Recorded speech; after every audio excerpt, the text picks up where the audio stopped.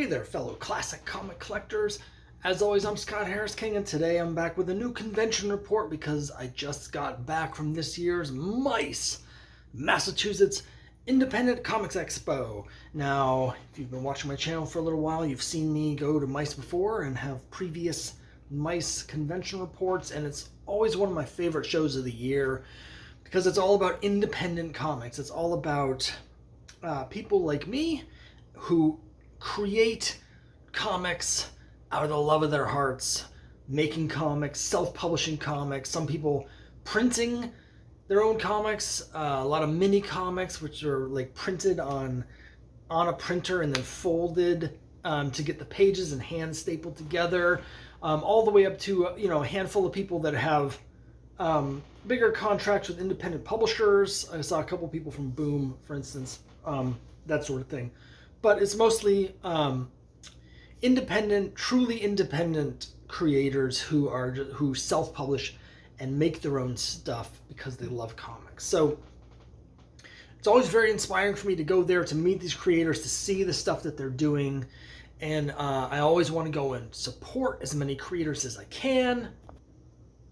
So I was really excited to once again get down there for MICE. Now, last year, it was a smaller show that was outdoors. The previous year was canceled because of COVID. So this year we're back indoors, but in a whole new venue. Previously, it was held at Lesley University at Porter Square in Cambridge, Massachusetts. But this time, it was down in Boston at Boston University. And pros and cons for me. Now, for me personally, Porter, the old location, is much closer to me, so it was much more difficult to get to. I'll take the red line in from Alewife, for those of you who are familiar with the T line. So to get to Porter, it's just 2 stops. To get to Boston University, I have to go all the way into the center of the city, switch the green line, and come all the way back out.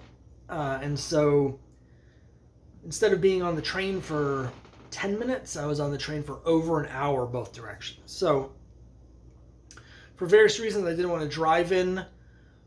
Driving in Boston is a hassle. It's just hard for me to sit for that long because of certain health conditions that I've talked about in the past. It was just easier in a way for me to take the train, but man, it was a long day and very tiring. So for me, I would have preferred the old venue. And the other thing about the new venue is that it's nicer, which is bigger, so that seems like it would be a clear upgrade. But it also kind of lost a little bit of the coziness and the intimacy. At the previous place, there was a lot of... it's not really designed as a place for a convention or a big gathering. So there's multiple classrooms and then hallways. And so each of the rooms would have a group of 20 creators jammed in them, and then they'd be lining the hallways.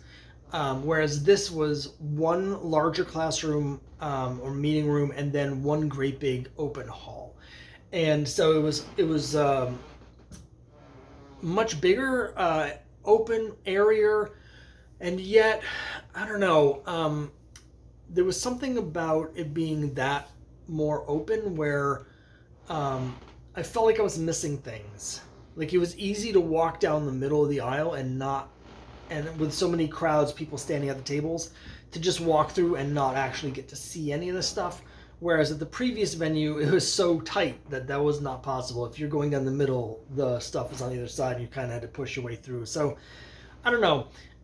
Objectively, the new location was better, but subjectively, I kind of miss the old one. That's just me, I guess. And I actually liked the outdoor one last year, which was held at Central, which is a lot closer to me than BU. But overall, always loved the show. And again, I got to meet with some people that I've talked about before, whose books I've shown off before. One benefit about going to a lot of these shows and tabling at some shows is that at this point, I've met a number of creators multiple times. So I got to see the Hennix. Niall is a kid who does comics, and I've shown his stuff. Last year I got at Mice, the good cop, bad cop that he does with his father. And so I saw them. It's always nice to talk to them. And a creator, I'll show you in a minute some new stuff that I got from someone that I, again, featured last year's Mice. So that's always cool to see the people see new stuff that they've done and see how, like, the journey they're on. I want to show you the cool stuff that I got. And I mentioned there was another person whose stuff I've talked about before, particularly after the show from Mice last year, but a couple other times as well. It's a guy by the name of Desmond Reed. And last year I got his book, The Cola Pop Creamies. It was like a first printing that he had done and sold out at Mice. And then that book actually got picked up.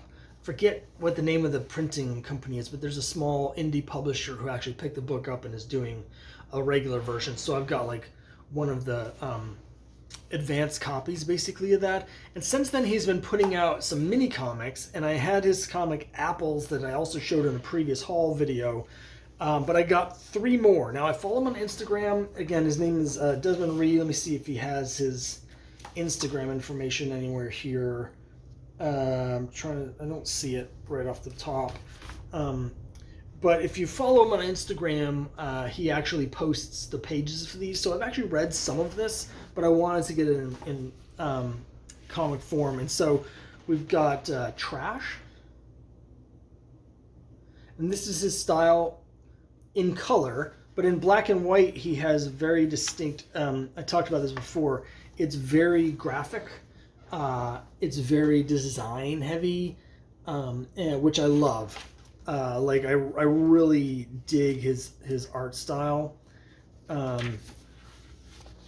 Pages like this, very minimalistic, very again very design heavy, and what's I'm looking for? Very iconic. So here's the people on the bicycles. I just really dig the style. Then there's Memories. And some of these are quite thick. Like this is quite a lot of stuff. And again, I'll just show you like sample pages. I just really dig the art style here. And then one that's super interesting, which is Lefty. And with Lefty, he had hurt his right drawing hand, so while he was recovering, he drew this whole book left-handed, and you can see that it's a very similar art style, but it is distinctly different. It's scratchier and looser, but still has the same aesthetic as he was sort of teaching his left hand to draw, and so. It's really cool experiment. So I'm a big fan of all this guy's stuff. So check him out, Desmond Reed. You can find him on Instagram. Okay, so there's several other things that I got though. Here's one that's kind of cool. Wasn't quite what I was expecting because I didn't look through it beforehand, but I thought the cover was cool. It's Witchsona, a Ladies' Night zine. Now the artist I got this from. Let me find her page because her name was Amber Huff. And I didn't realize that this is actually an anthology where every page in this is a pin-up or like a splash done by a different female indie comics artist, which is great. I just didn't know that's what I was getting. And I really wanted to support Amber, so I'm kind of sorry that I didn't buy something else from her table. But I did pick up this. And it's really cool. It's filled with again, every page is from a different woman indie creator. It has their name and also like their website information, so you can find them online on each page, right? And they have all sorts of cool different art styles.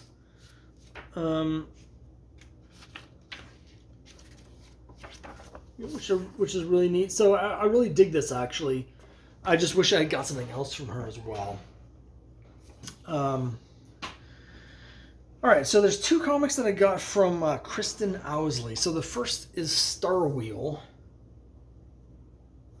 And it's a pretty thick single issue comic. It's the beginning of some kind of longer form fantasy story, and it's basically about these people here. One's like an archaeologist, and the other one is a guide, and the guide is taking the archaeologist out into the desert to look for magical artifacts. So that's basically what it's about. And it was cute. It was fun.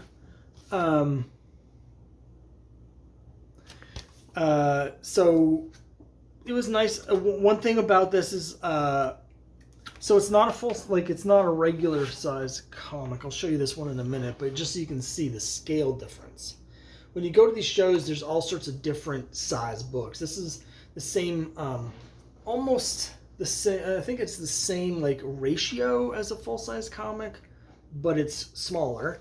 But she had it printed on this very thick stock with a super glossy, like very ridiculously glossy cover. So I was very curious about that. It does not have the printing information. That's one of the things that I do when I buy these, besides just wanting to support the creators, is that I always check to see like who printed the stuff, because I am curious about these sort of things for my own printing. And so I'm wondering about this particular process.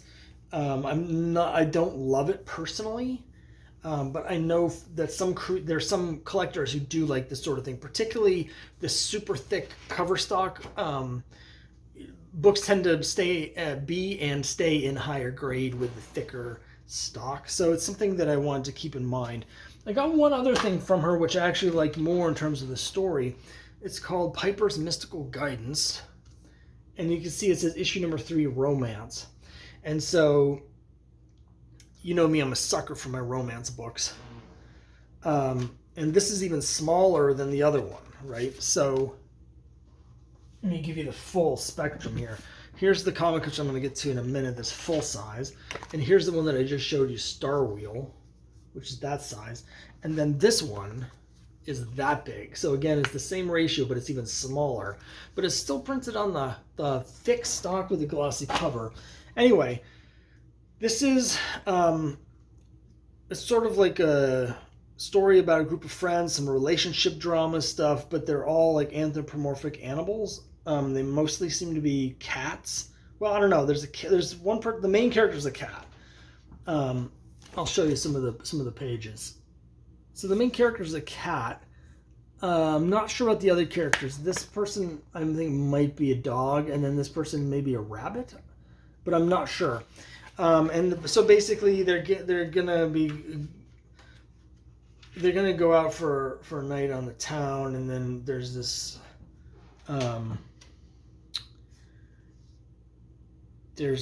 other cat that the cat lady is interested in, so they invite her out in like a group thing setting so she can try and ask her on a date. So it's a lot of relationship stuff and anthropomorphic cats, right? And so A, you know I love my romance, but B, it really reminded me of Omaha the Cat Dancer. I'm a big fan of that series. It doesn't have the adult content. It has mature content in terms of the story, because it is dealing with mature themes. Like when I say mature, I mean like not juvenile, but there's no porn in it, unlike Omaha the Cat Dancer, which there very much is. But other than that fairly major difference, it reminded me a lot of Omaha, so that was good. So I like that. One thing that I guess I wanted to mention a little bit is it's always interesting, the pricing.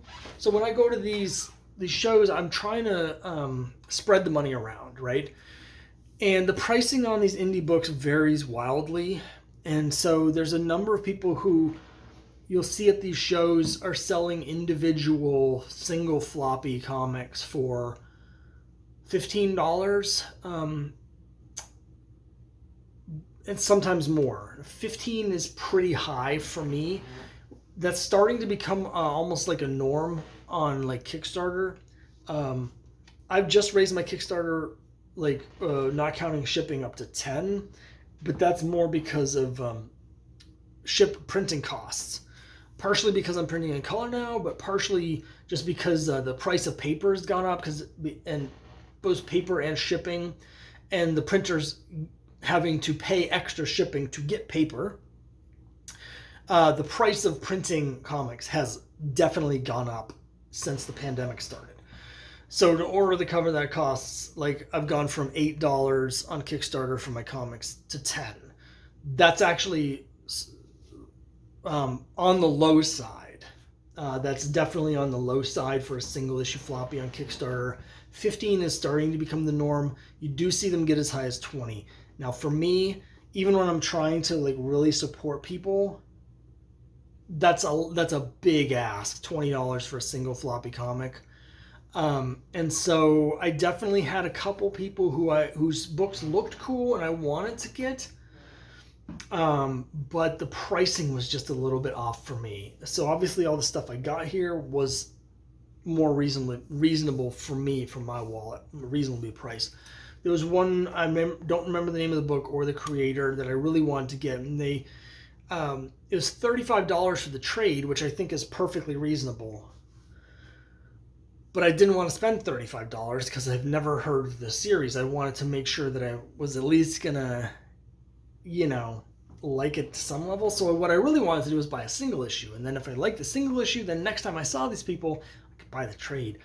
But the single issue was $15 for a single floppy. And so I was like, I don't want to spend $15 on a floppy, but I don't want to spend $35 on the trade yet. So what I really wanted was like a floppy for $10.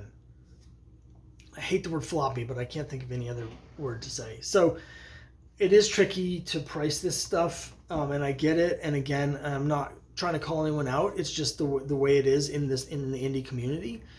But I do sometimes see some people selling books for what I think is too much, and that's for the individual, I guess, buyers to decide.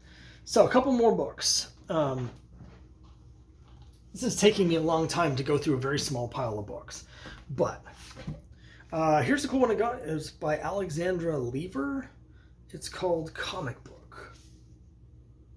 Now, there were two versions of this cover. There was one that was in full color, and then there was this one, which is in black and white, and this is sort of dark red. I think that's red. Could be brown, but I think it's a dark red. I am colorblind.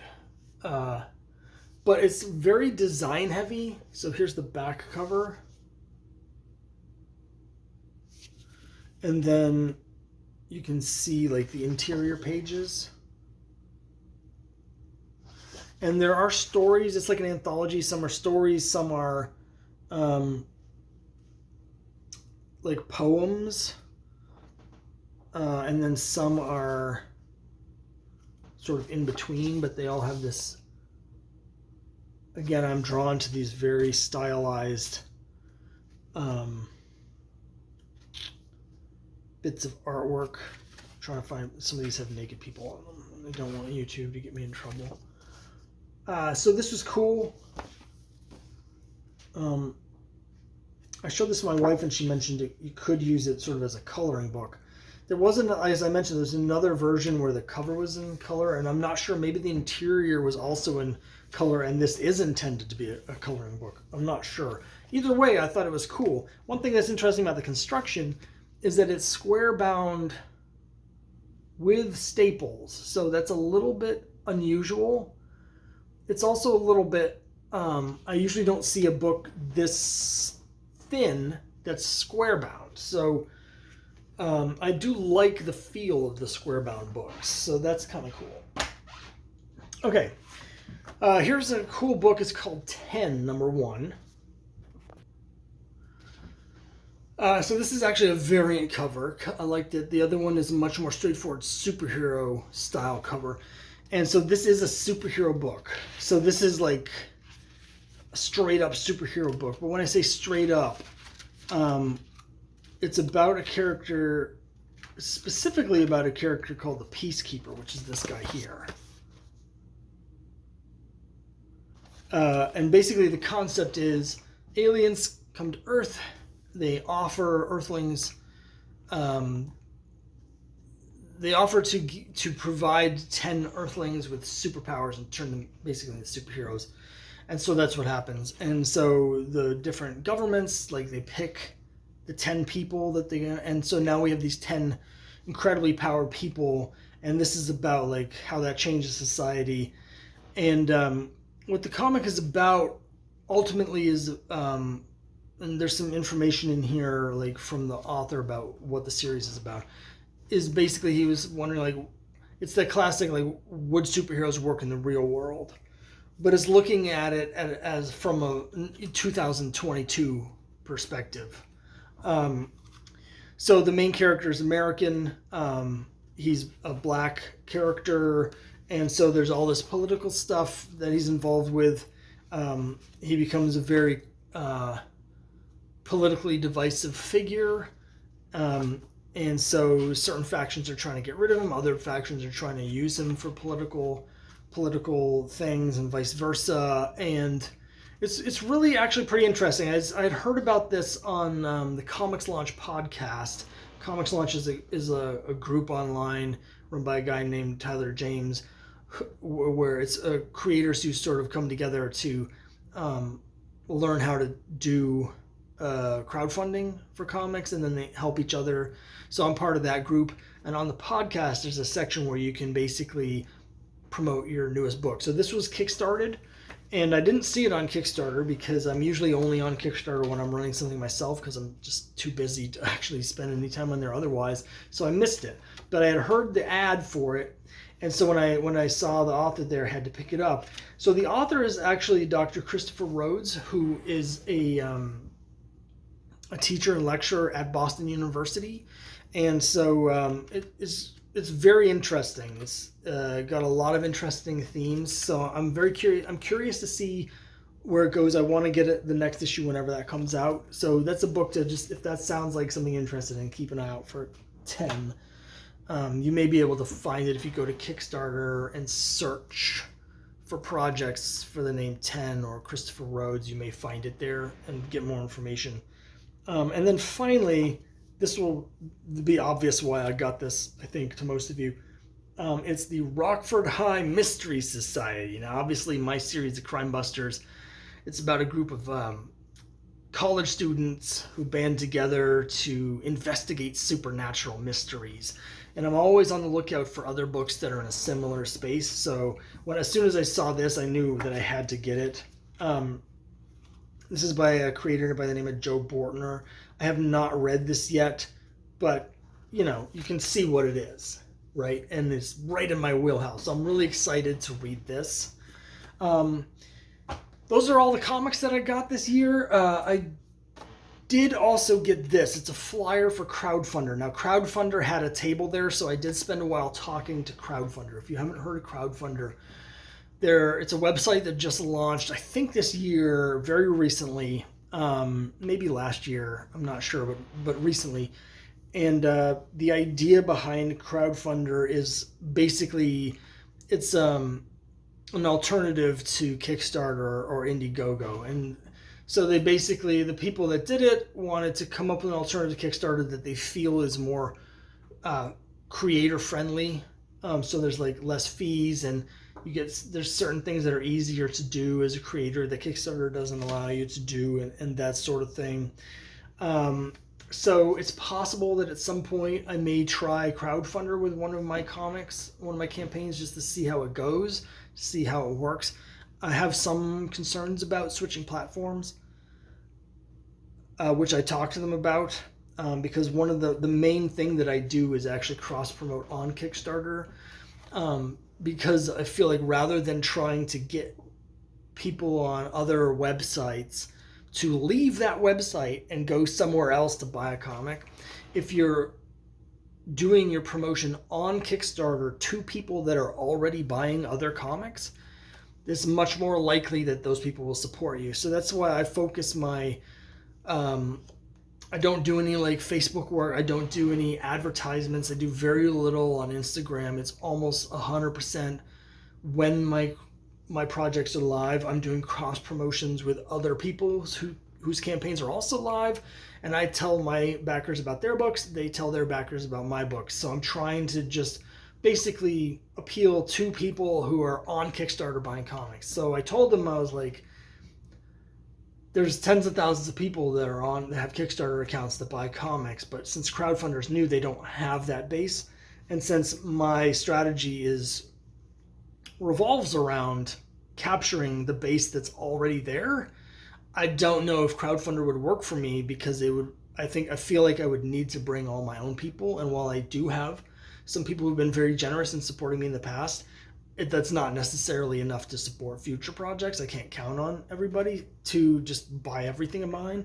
And so I always need to, try and find new people. And I don't know, since nobody has heard of crowdfunder yet, since they're new, there's nobody there, right? So we'll see. But the one thing about it is, like, Kickstarter only allows me to do a certain number of campaigns per year. And logistically, it's difficult to go above that. So it's possible that at some point I may have so many campaigns or so many different projects that I need to get out in a certain amount of time, and I can't do them all on Kickstarter. And at that point, I may run one on crowdfunder, like at the same time as a Kickstarter thing, which will allow me to get 2 projects out at the same time, but also test crowdfunder. But that's down the road. I don't think it's even next year. That's something that might happen like the year after. So we'll see. But I wanted to mention that because they were at MICE, which was interesting. I did feel like I've seen some of the other MICE I've been to have had like printers there and stuff like that, but not so much. I felt like this year there was more, I don't say corporate stuff, but it felt like there was a bigger presence of small press indie publishers who had like a stable of creators, and they were presenting their like library of books, as opposed to the individual creators selling the stuff that they made themselves. And I don't know, that might just be my perception and not reality.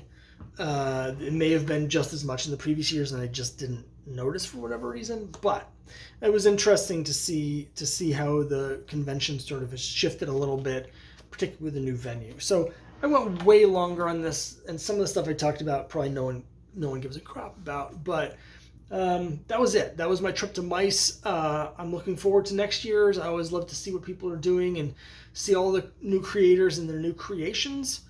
And I love to support the community. It's always energizing, and to see all the stuff everyone's doing makes me want to make comics. And I'm going to keep applying, and hopefully one of these years they'll let me in.